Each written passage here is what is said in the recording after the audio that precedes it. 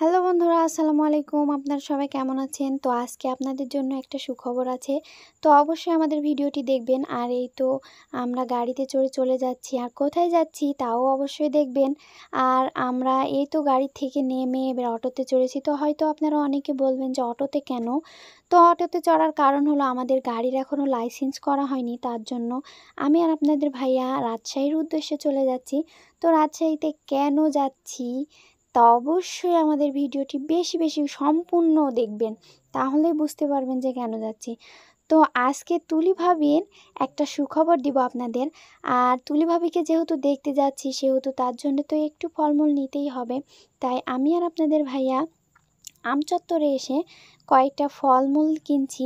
মানে বেশি পারিনি, সাধ্যর মতো যতটুকু পেরেছি আলহামদুলিল্লাহ কেনার চেষ্টা করেছি। আর একটা রোগী দেখতে গেলে তো ফলমূল লাগবেই।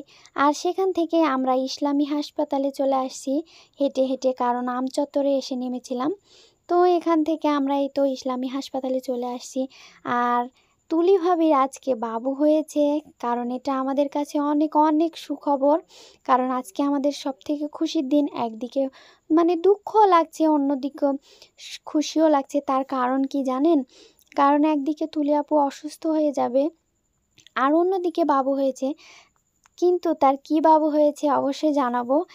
আর এই তো তার মানে বোন, মানে তুলি ভাবির বোন, তুলি ভাবির ননদ, ফুপু অনেকে আছে। আর এই তো বাবু কোলে আসে, কারণ বুঝতেই পারছেন বাবুকে তো দেখানো যাবে না। আর এখানে শান্ত ভাইয়া খুব দৌড়াদৌড়ির মাঝে আছে, কারণ তুলি আপুকে এখনও ওটির থেকে বাইরে বের করেনি। আর তুলি ভাবির মানে রক্ত লাগবে, তার জন্য রক্তের ব্যবস্থা করা হচ্ছে।